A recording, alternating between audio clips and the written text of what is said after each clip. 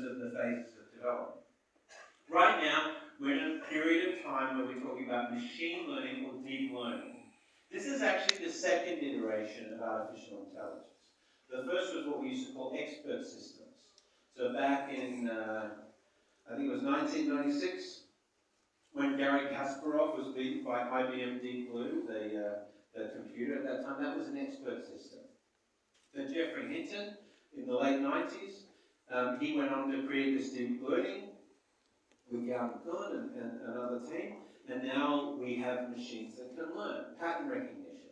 And that's the heart of ChatGPT, OpenAI, generative AI technologies that we're using. But the next level of AI will probably be artificial general intelligence. And we hear Sam Altman and others talking about this right now. When will you be able to have a conversation with an artificial intelligence and not be able to tell it's an AI?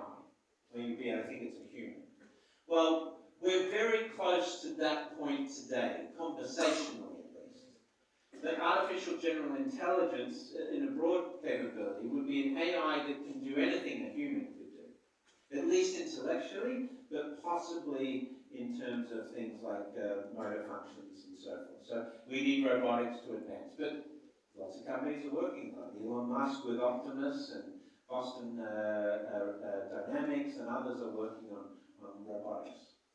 Not long after we hit artificial general intelligence, we assume that we're going to create a class of AIs that are more intelligent than humans. So what does a hyper-intelligent or a super-intelligent AI look like? Imagine one AI-based algorithm or AI-based construct, this would be a set of algorithms, that is smarter than every human on the planet. What would that be like? How is humanity going to live with an intelligence that's smarter than us, right? Especially when we created it, right? This is something we're really not sure. You've seen lots of people talking about, robots taking over and things like this.